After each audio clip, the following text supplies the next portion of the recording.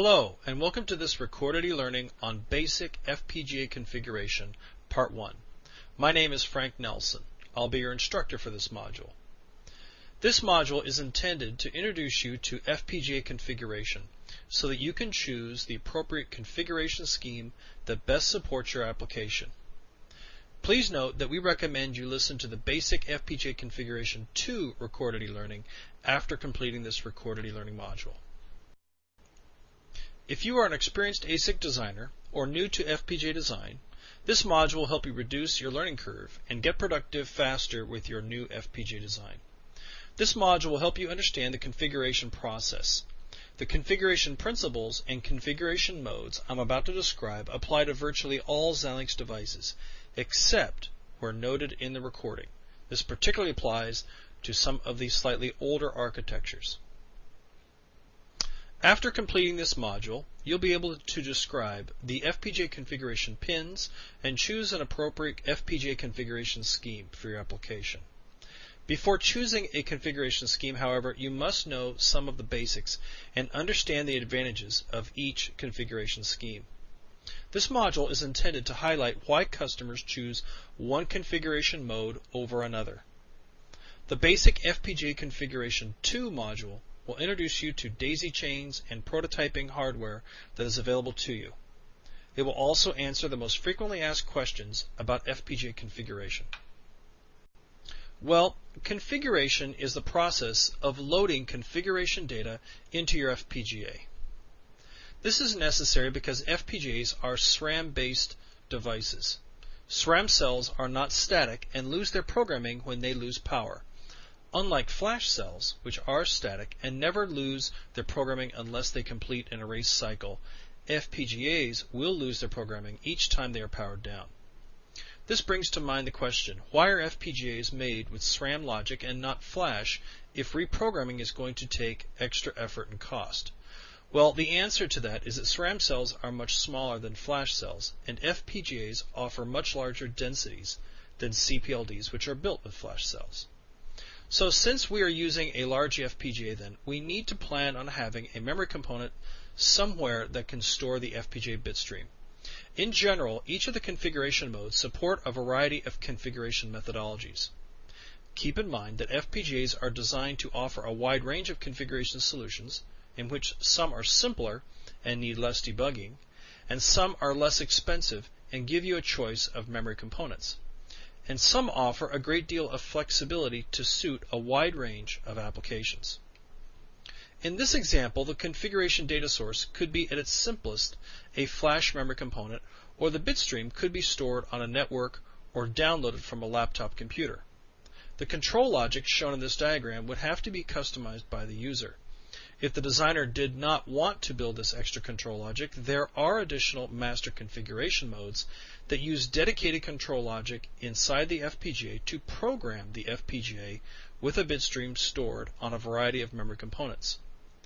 The supported memory devices include a Xilinx PROM, a byte-wide peripheral interface, or BPI PROM, or even a serial peripheral interface, or SPI PROM. Depending on the configuration mode you choose, there are two types of data paths, serial and multiple bit. Serial data paths are used to minimize the number of device pins required. Multi-bit data paths offered include by 8, by 16, and by 32 bit widths. These are used for higher performance or enable access to industry standard interfaces.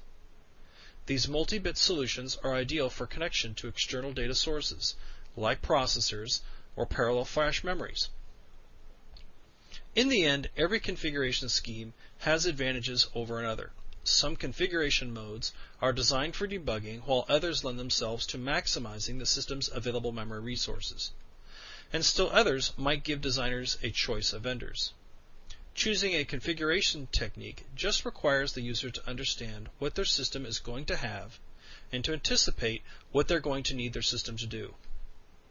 In some instances, customers build their configuration scheme to include multiple FPGA configuration modes, so they can test and debug their system through one configuration scheme and then configure their FPGA through still another scheme after the product has been released.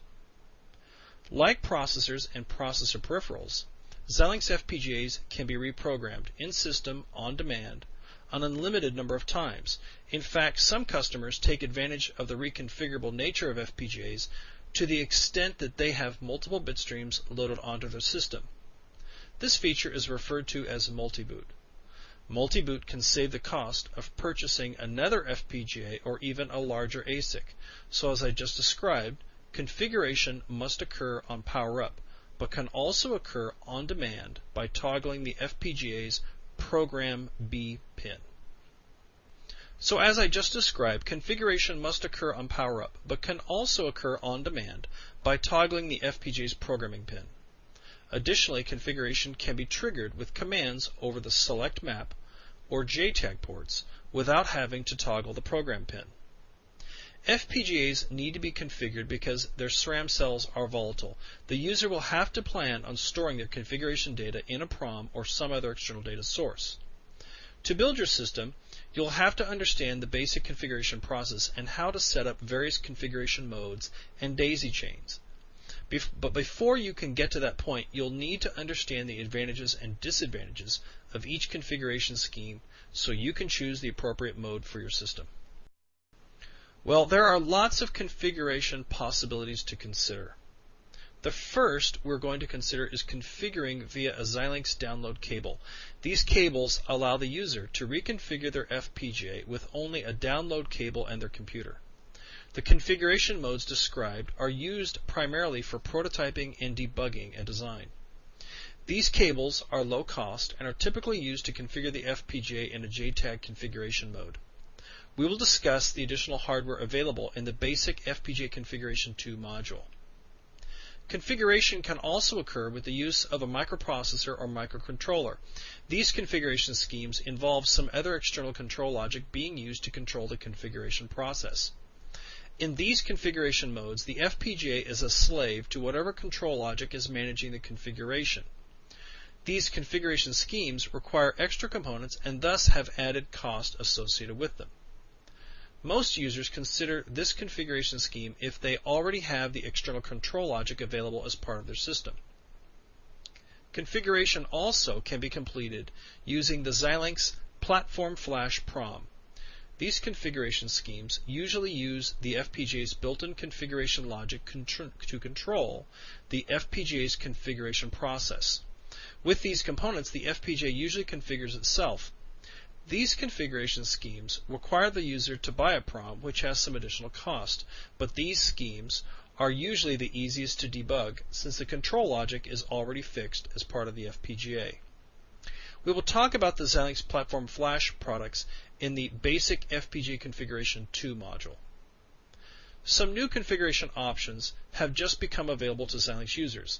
The Serial Peripheral Interface, or SPI, and the Byte-Wide Peripheral Interface, or BPI, configuration schemes allow users to purchase off-the-shelf commodity flash components.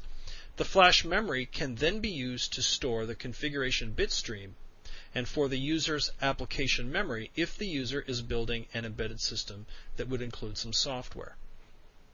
The configuration mode pins define to the FPGA what configuration scheme is about to be used to program the FPGA. This is important because the FPGA can handle several different schemes, and since each scheme behaves very differently from each other, the FPGA needs to know clearly and precisely what is going to happen next. If a user wanted to build a configuration scheme that included multiple configuration techniques, the first thing the designer would have to do is build the logic to drive the mode pins. There are 3 dedicated mode pins on the FPGA, and their simple binary combination defines the configuration scheme.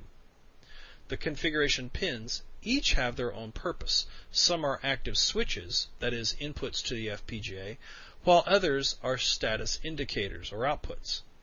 Understanding their roles is the first step if the user is going to debug their own configuration problem. The configuration data stream is a little more complex, but understanding it is important if you are going to debug your own configuration problem. Note that configuration problems usually occur when the user is building a scheme that includes multiple configuration techniques. This is not especially challenging, but is a necessary byproduct of a designer, quote, doing it himself.